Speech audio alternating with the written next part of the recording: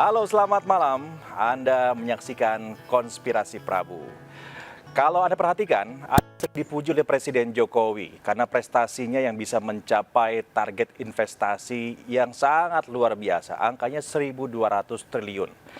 Yakini Menteri Investasi yang juga Kepala BKPM Indonesia dapat tantangan baru, targetnya itu dinaikkan, biasalah. Tetapi kita akan coba lihat apa sebetulnya rahasia dan resep dari seorang Bang Bahlil, saya menyebutnya, karena sangat egaliter orangnya, tentang resep dan juga tips untuk bisa mendatangkan investasi sebanyak itu. Langsung kita hadirkan di Konspirasi Prabu. Selamat malam Bang Menteri. Selamat malam Mas, Assalamualaikum. Selamat, ini target bisa achieve ya, 1.200 triliun. Target 1.200 triliun di tahun 2022, tapi mampu kita realisasikan 1.207 triliun. Ada 7 triliun lebihnya. Lebih, di luar hulu migas, di luar sektor keuangan, dan di luar UMKM.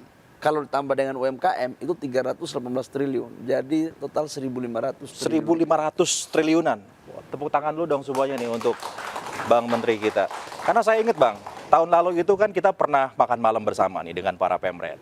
Waktu kita challenge, ini kayaknya susah nih Bang, nyampe 1.200. Wah Abang nih yang pertama bilang nggak mungkin, pasti bisa 1.200. Achieve loh. Itu akhir tahun saya kaget juga dengar beritanya, ini gimana nih Bang Bahlil ini bisa datengin investasi sebesar ini ke Indonesia. Saya nggak tahu juga ya, hidup saya itu kan seperti air mengalir.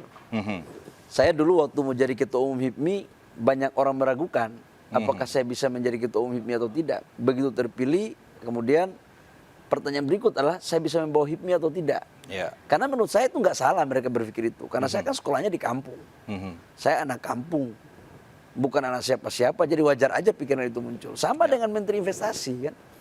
Saya begitu masuk di BKPM, rata-rata mantan kepala BKPM itu kan minimal tamatan UI kalau nggak Harvard. Saya tamatannya tamatan kampung. Sekolah di Google pun cari susah kadang-kadang kan. Anak gitu kampung, anak kampung lah istilahnya kan. Megangnya investasi lagi. Iya, macam mana orang kampung dari Papua pula bisa megang investasi di era pandemi? Itu kan susah.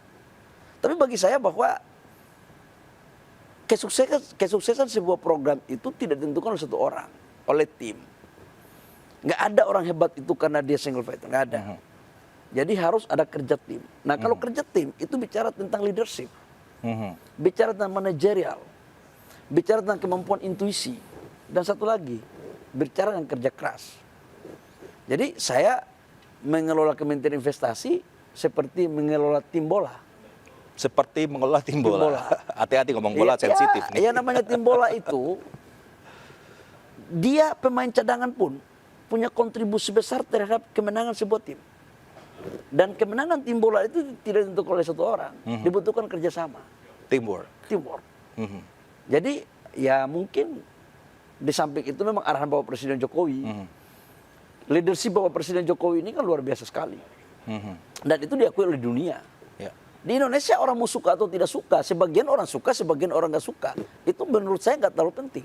Faktanya dia bisa membawa kepemimpinan nasional di era pandemi, di era krisis global yang susah, tapi kita mampu pertumbuhan ekonomi kita 5,31%, inflasi kita di bawah 6%, dan ini salah satu pertumbuhan ekonomi tertinggi untuk negara-negara G20. Di era pandemi, hampir orang semua mengatakan bahwa gimana cara menyelesaikan pandemi. Tapi Indonesia salah satu negara yang mampu menyelesaikan pandemi dengan baik. Karena itulah kemudian FDI kita, foreign direct investment kita, investasi dari luar negeri, itu punya kepercayaan yang besar kepada Bapak Presiden Jokowi. Jadi yang hebat itu sebenarnya bukan Menteri Investasinya atau tim Kementerian Investasi. Yang hebat itu presidennya yang mampu mendrive para pembantunya. Ya kita ini nggak punya visi misi. Yang namanya pembantu itu kan mengerjakan apa yang diperintahkan oleh presiden. Jadi jangan pembantu merasa bos, itu yang repot. Mantap kali ini statementnya. Pembantu aja, jangan pembantu merasa bos. Kita itu mengerjakan apa perintah bos.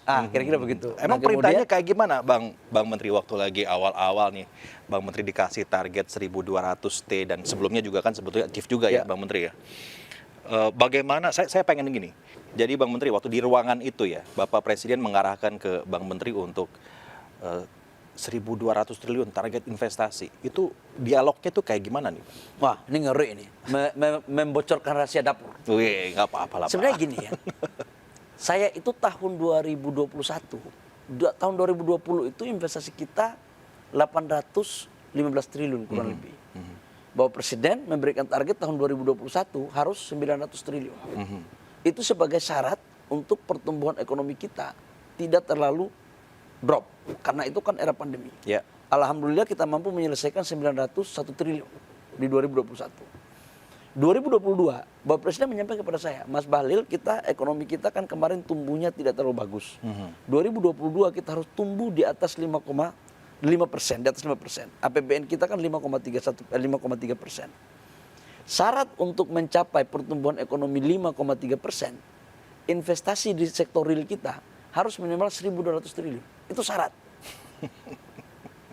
Maka kemudian Bapak Presiden mengatakan bahwa Mas Bahlil, gimana caranya kamu harus bisa mencapai 1.200 triliun. Saya pusing juga waktu itu kan. Waduh, ini badan saya udah kecil, pendek, ditambah beban, nggak tinggi-tinggi kita kan, aku pikirkan gitu loh. Tapi ya saya dapat memahami apa yang Pak Presiden itu perintahkan. Pertama karena memang kita sama-sama orang dari daerah. Orang daerah itu kan suka tangan. Nah karena memerintahkan sebagai pembantu, harus loyal, taat, dan menjalankan perintah. Namanya perintah Presiden tidak boleh diskusikan, dijalankan. Apalagi itu untuk kebaikan rakyat bangsa dan negara. Saya membuatlah beberapa langkah-langkah strategis yang di luar kelaziman. Karena mengelola investasi di era pandemi atau pasca pandemi itu tidak ada teorinya. Di Harvard pun nggak ada, apalagi di UI. Maksudnya itu nggak gimana, ada. gimana Bang maksudnya Bang? Tidak ada satu makom cerita strategi secara teoritis yang menjelaskan tentang merebut investasi di era pandemi atau pasca pandemi. Itu nggak ada teorinya. Karena belum pernah ngalamin pandemi semua ya. Di Harvard aja nggak ada, apalagi di UI atau di kampus yang lain, itu logika saya. Karena itu apa yang terjadi, ada yang disebut dengan intuisi dan konsep tiba saat, tiba akal. Tiba saat, Tiba akal. tiba akal. Oke, ini teori Bahlil nih. Bahlilnomics kayak ini. Karena apa? Gimana? Kita harus keluar dari makom kelaziman. Kita harus turun untuk mengawal para investor, kita harus turun untuk memperbaiki regulasi, kita harus turun untuk bagaimana bisa berdiskusi dengan para pelaku usaha, untuk membuat mereka percaya kepada Indonesia, dan kemudian mereka memutuskan untuk mereka melakukan investasi di Indonesia. Sebab apa? FDI waktu itu turunnya itu 20-30% dunia global. Maka dari uang yang berputar sedikit, kita harus bagaimana mencuri respect mereka untuk bisa masuk ke Indonesia. Mendapatkan perhatian mereka. Maka kita lakukan tim, kita kerjasama dengan kementerian lembaga. Ya saya juga membuat satgas, namanya Satgas Mawar. Satgas Mawar. Ya anak-anak muda usia di bawah 35 tahun, pintar-pintar di BKPM itu namanya pintar-pintar. Kenapa dikasih nama Mawar? Saya ingat aja dulu waktu saya jadi aktivis. Nggak usah saya ceritakan itu. Tapi yang jelas ada kenangan saya waktu menjadi aktivis kampus gitu kan. Oke. Tapi yang jelas tim Mawar itu adalah anak-anak muda yang gesit, yang cerdas, yang betul-betul mereka kerja untuk rakyat bangsa dan negara. Ada di kementerian. 14 orang anak-anak itu. Saya bagi per zona, per negara, per benua, dan kita kerjakan. Dan alhamdulillah kita mampu di 2022 itu 54% FDI. Jadi dari 1.207 triliun, 54% itu investasi asing. Jadi tumbuh investasi asing kita 2022 itu 43%. Dalam negeri itu 46%, tumbuh 23%. Jadi selain kita dari investasi asing, investasi dalam negeri juga jalan. Dan Bapak Presiden memerintah kepada saya, Mas Bahlil, kalau ini nggak tercapai, maka penciptaan lapangan pekerjaan tidak maksimal. Pendapatan negara itu tidak akan bisa maksimal. Jadi dalam pikiran saya itu cuma lapangan pekerjaan, pendapatan negara. Lapangan pekerjaan, pendapatan negara. Instrumennya adalah investasi. Dan hilirisasi tidak bisa kita lakukan secara masif. Dan hilirisasi sekarang kita lakukan secara masif, terutama di sektor pertambangan. Spesifik lagi nikel. Tapi kan itu lagi banyak dapat tantangan juga nih Bang Bahlil. Masalah hilirisasi ini. Dari Eropa sekarang. WTO. Gini. Jangan dipikir negara-negara hebat-hebat itu senang dan ikhlas untuk melihat negara-negara berkembang seperti Indonesia untuk menjadi negara maju. ini udah aku lihat gaya mereka ini. Kita kan di WTO kan. Begitu kita menyetop nilai ekspor nikel kita di 2017, 2018 itu 3,3 miliar US dollar. Ya. Begitu kita menyetop ekspor ore nikel dan di 2022 apa yang terjadi? Hilirisasi kita bangun secara masif. Dan nilai ekspor kita itu mencapai kurang lebih 30 bilion US dollar. 10 kali lipat. Dari 40 triliun lebih, dari 45 triliun menjadi 450 triliun rupiah.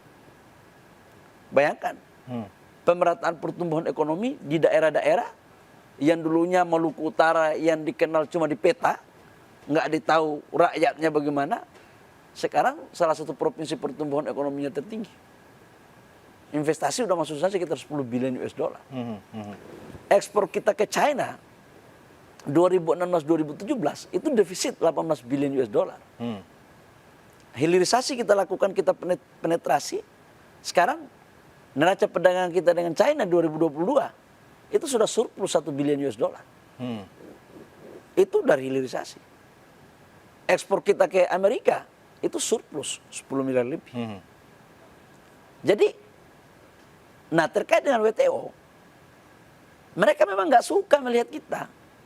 Mereka bawa kita ke WTO, kita dibawa kita di WTO, kita kalah di tahap pertama. Karena mereka nggak ingin kita bangun hilirisasi. Dan Bapak Presiden Jokowi mengatakan, saya tanya Bapak Presiden kita kalah.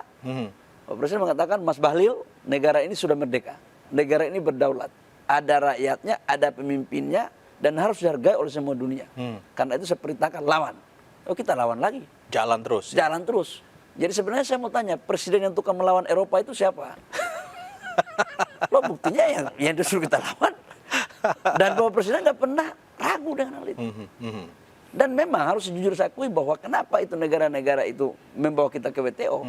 Karena memang belum ada konsensus di G20. Baru kemarin kita menjadi presidensi, kita meyakinkan negara-negara itu bahwa hilirisasi, nilai tambah, kolaborasi itu bagian terpenting. Maka lahirlah di komunike di paragraf 37. Itu sejarah di bawah kepemimpinan Bapak Presiden Jokowi. Dan munculnya di Bali ya. Munculnya di Bali. Ya. Dan kita deklarasikan Bali Compendium. Kayaknya gayanya Bang Bahlil, Bang Menteri dengan Pak Presiden ini cocok ya. Chemistry-nya ya. Kayaknya terobosan ini begitu. Mungkin karena kami sama-sama orang daerah dan bukan anak siapa-siapa kali ya. Bukan anak siapa-siapa. Ya. Memang karena bukan anak siapa-siapa. Bapak Presiden itu kan orangnya sederhana sekali. Dan kalau sudah maunya A, jangan dilawan bos. Apalagi untuk kepentingan rakyat. Oh pasti dia hadapi terus. Dan kami kerjanya kalau sudah begitu tidak mengenal hari libur. Sabtu Minggu tetap hari kerja. Jadi itu kira-kira. Dan hilirisasi ini harus kita lakukan. Negara ini kalau mau maju, instrumennya hilirisasi. Karena dari sejak VOC sampai dengan 2010, 2012, itu ekspor kita masih raw material. Tapi kita harus apresiasi loh untuk Bapak Presiden SBY yang membuat undang-undang pertambangan yang mewajibkan untuk harus bangun smelter itu. Itu harus kita apresiasi, kita harus fair dong.